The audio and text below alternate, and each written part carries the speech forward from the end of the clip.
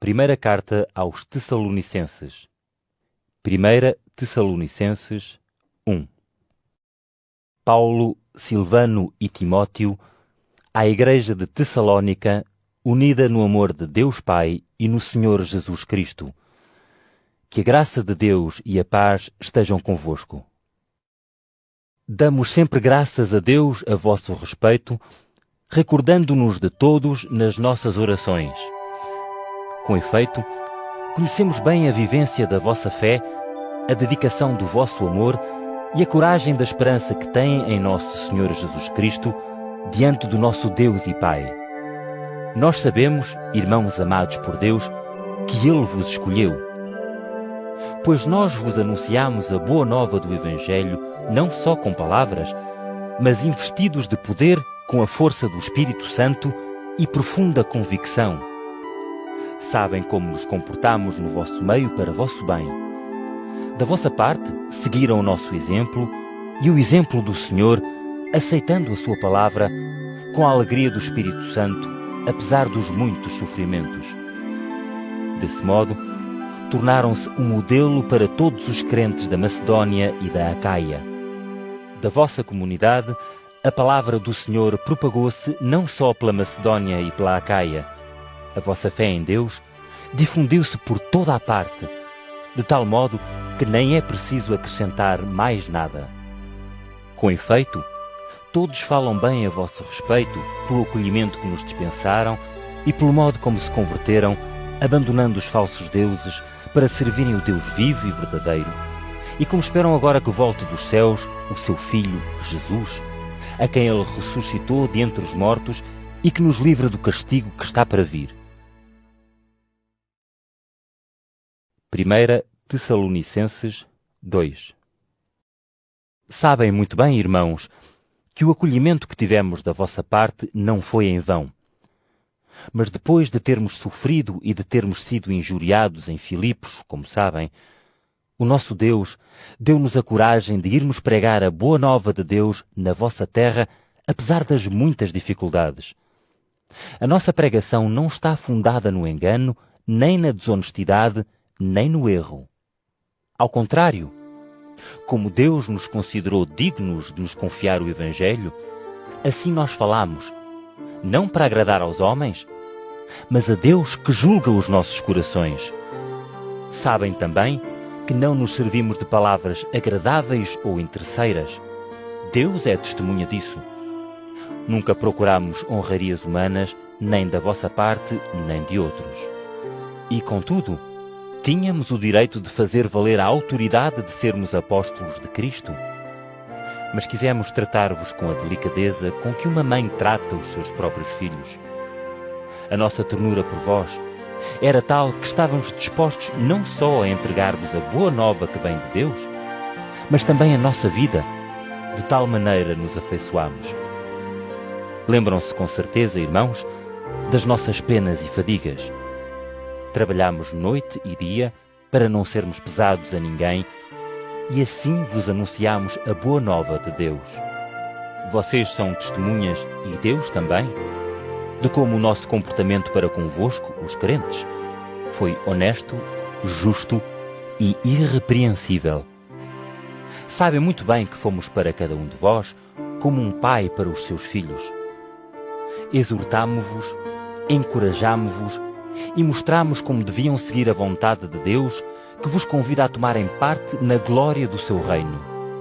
Também por isto, agradecemos continuamente a Deus, porque ao receberem a nossa palavra, foi a mensagem de Deus que receberam, pois não era simplesmente palavra de homens, mas era verdadeira palavra de Deus, aquela mesma que atua também em vós, os crentes.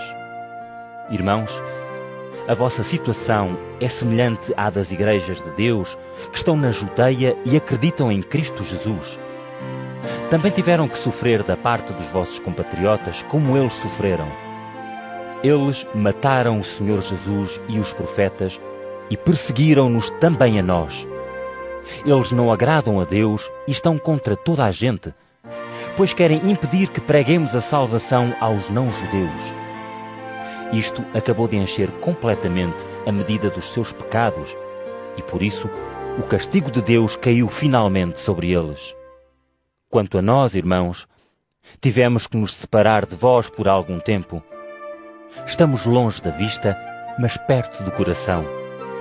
Cada vez sentimos mais saudades vossas e gostávamos muito de vos tornar a ver. Por isso quisemos ir ter convosco, fazer-vos uma visita. Eu, Paulo, tentei fazê-lo por 2 vezes, mas Satanás fez com que não pudéssemos ir. Quando Jesus, nosso Senhor, vier, quem mais há de ser a nossa esperança, a nossa alegria e a nossa coroa de glória diante dele, senão vós? Sim, vocês são a nossa glória e a nossa alegria. 1 Tessalonicenses 3. Por isso, não podendo esperar mais, preferi ficar em Atenas sozinho, e enviei-vos Timóteo, nosso irmão que está ao serviço de Deus, no anúncio do Evangelho de Cristo. Foi para vos encorajar e ajudar na vossa fé, e para que ninguém ficasse perturbado com estes sofrimentos. Sabem muito bem que é isto que nos espera. Quando estava aí convosco, já vos tinha dito o que havíamos de passar, e assim aconteceu, como sabem. Foi por isso que, não podendo esperar mais, mandei saber notícias da vossa fé, não fosse o tentador sujeitar-vos à aprovação, tornando inútil todo o nosso trabalho. Agora Timóteo já voltou daí para junto de nós e trouxe-nos boas notícias acerca da vossa fé e do amor que vos anima. Disse-nos que se recordam muito de nós e que têm saudades de nos ver, como nós as temos também de vos ver. Estas notícias sobre a vossa fé serviram-nos de grande consolação nas privações e sofrimentos. Agora sentimos-nos com mais vida ao saber que se mantêm firmes no Senhor. Pois como podemos agradecer ao nosso Deus por toda a alegria que nos dão diante dele? Dia e noite pedimos insistentemente a Deus que nos conceda a alegria de vos tornar a ver, para podermos completar o que falta ainda à vossa fé. Que o próprio Deus, nosso Pai, e Jesus, nosso Senhor, conduzam os nossos passos para ir ter convosco. E o Senhor faça crescer abundantemente o vosso amor de uns para com os outros e para com toda a gente, tal como o amor que vos dedicamos. Assim, os vossos corações estarão firmes no caminho da santidade e podem apresentar-se perfeitos e sem culpa diante do nosso Deus e Pai, quando Jesus, nosso Senhor, vier com todos os seus santos. 1 Tessalonicenses 4. Enfim, irmãos, já receberam de nós orientações sobre o caminho que devem seguir para agradarem a Deus. Pedimos-vos vivamente, em nome do Senhor Jesus, que continuem por esse caminho, como têm feito até aqui, para progredirem cada vez mais. Lembram-se das orientações que vos demos da parte do Senhor Jesus. A vontade de Deus a vosso respeito é que vivam em santidade, afastados da imoralidade. Que cada um saiba usar com dignidade e honra o seu próprio corpo. Não se deixem levar pelos maus desejos, como fazem aqueles que não reconhecem Deus. Neste ponto, ninguém deve fazer mal ao seu irmão, nem prejudicá-lo. Como já vos tínhamos dito e avisado, o Senhor castiga duramente todos esses pecados.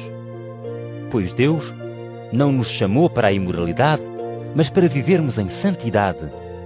Portanto, aquele que desobedece a estes preceitos não é um homem que desobedece, mas sim a Deus, que vos dá o seu Espírito Santo.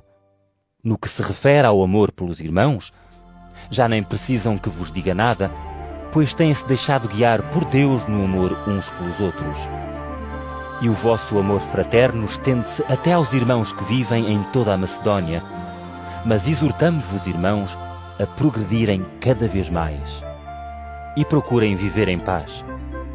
Resolvam os vossos assuntos e trabalhem com as vossas próprias mãos como vos recomendamos. Assim serão estimados pelos de fora e não terão necessidade de mais ninguém. Irmãos, não queremos que andem na ignorância a respeito dos que morrem, para não se mostrarem tristes como os outros que não têm esperança.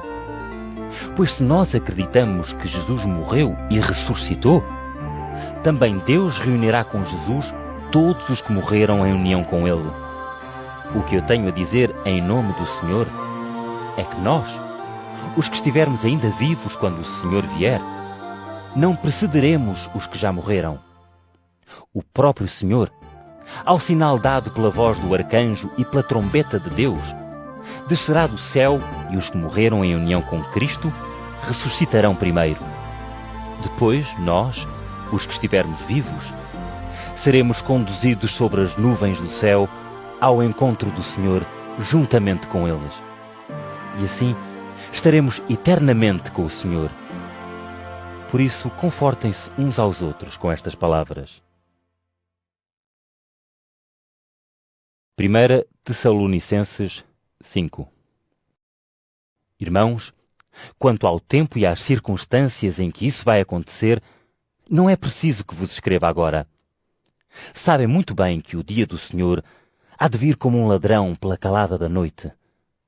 Quando alguém disser há paz e segurança, é então que repentinamente a desgraça cairá sobre eles. Será como uma mulher grávida que começa a sentir as dores do parto. Não conseguirão escapar.